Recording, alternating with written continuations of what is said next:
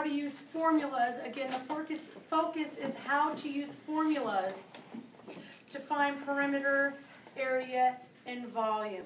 So even though you might be able to just look at a rectangle with the measurements of 5.1 inches and 2 3/10 inches and think, oh, I know perimeter means add the edges together, I want you to go ahead and use the formula to find the perimeter of a rectangle. That formula is on your math chart. Perimeter equals 2 times the length plus 2 times the width. I'm going to rewrite it, and I'm going to put parentheses where the variables are. Variable is a fancy word for letter that represents a number.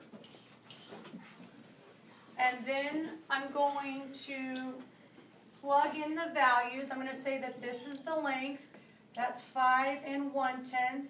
And this is the width. That's 2 3/10. And then last, I'm going to solve it, making sure I use my order of operations. Parentheses, there's nothing to do in the parentheses. We do not have exponents. We are on step 3, multiplication and division, whichever one comes first, looking from left to right. Here we go. We're going to do this piece first. And that ends up to be 10.2. Cross that off. Bring everything else down.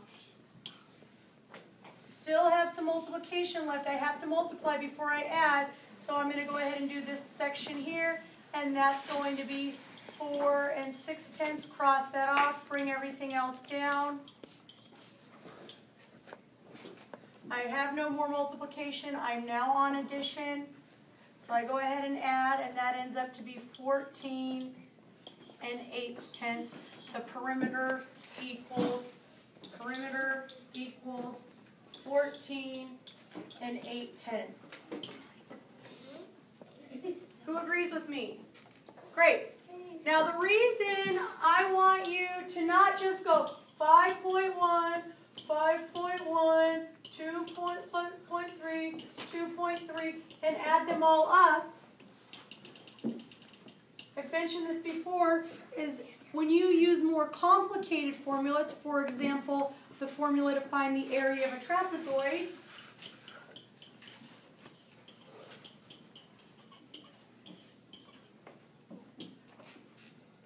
that's a lot more complex. I would rather you learn the proper way to use a formula on an easier computation than then just start getting it right on something that's more harder to do. All right, let's go ahead and talk about area. I have a square, and I know it's a square because I have marks telling me that all the sides are equal, and we'll say that this is centimeters. Getting out my math chart, the formula to find the area of a square is area equals side length times side length. I'm going to rewrite the problem, replacing the variables with parentheses and then plugging in the values. And then the last thing I do is solve it. So I'm going to do 7 2/10 times 7 2/10. I multiply that out.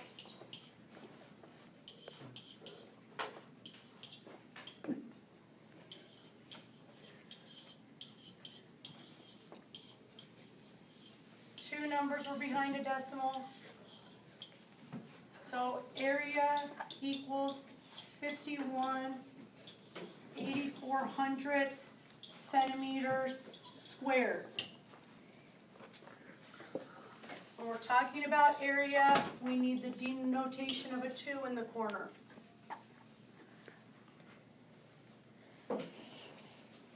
Who needs a second? Okay.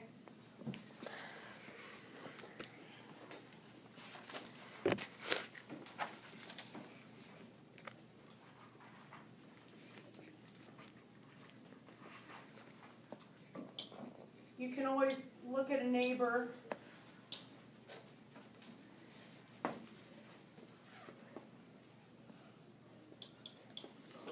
I wanted to talk about how you can use a formula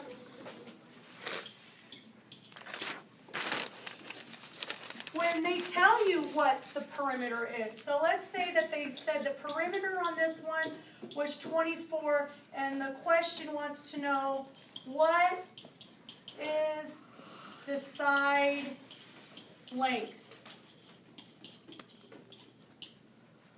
Don't guess, don't give up. Go ahead and go, well, it's a square. It's telling me that the sides are congruent or equal. What does my formula chart tell me about the perimeter of a square? On my chart it says that the perimeter of a square is, perimeter is 4 times the side length. That's the formula. What information do I have? I know that the perimeter is 24, so I'm going to rewrite it. 24 equals 4 times S. I know that that's multiplication because whenever there's a number right next to a variable with nothing in between, it means multiply. Well, you can find out what's happening here by doing the opposite. The opposite of multiplying is dividing. 24 divided by 4 is what? 6. So does 4 times 6 equal 24? Yes. Does 6 plus 6 plus 6 plus 6, does that make sense that the perimeter would be 24? Yes. So the side length, S equals 6.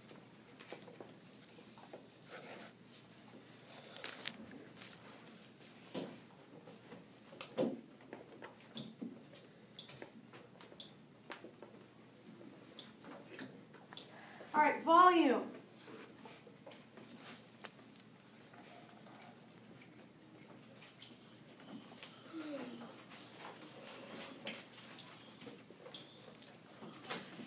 Volume is how much stuff or how much space is inside of an object. How much water can I put into an aquarium? How many packing peanuts can fit into a box? How much sand can fit into a sandbox? How much air is in a certain amount of space?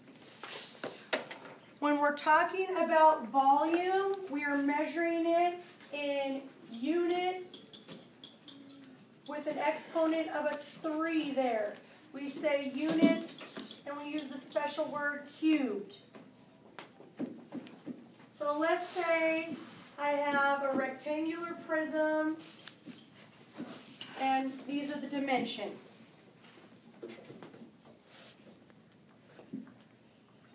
I wanted to find out the volume, how many cubic centimeters are inside of this box. If I buy packing peanuts at Postbox Plus, they sell packing peanuts in centimeters cubed, and I need to know how many centimeters cubed amount of packing peanuts can I put in this box, because I don't want my ornament that I'm mailing to my grandmother to break. So, the formula for the volume of a rectangular prism is volume equals length times width times height. I'm going to tell you in other grade levels you might see that the formula is volume equals base times height. Well, the base is just the length times the width. So they're just kind of putting the length and the width together. But we won't talk about that one right now. So I'm going to rewrite the formula with parentheses where my variables are, and then I'm going to plug in my values. I'm going to say that going across the front is the length, that is a 5. Going back and away is the width, that's a 4. And how many high it is the height, that's 3.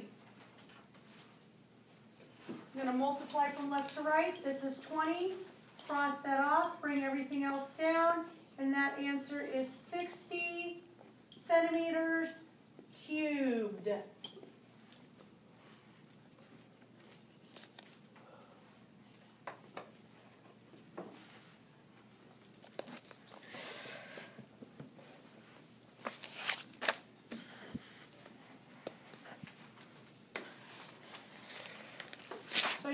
point out that you really do need to focus on writing down the formula, rewriting it with the values, and then solving it.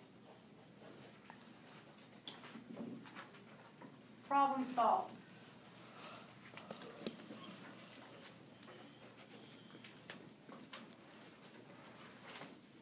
If I had a piece of paper and it is 49 centimeters squared,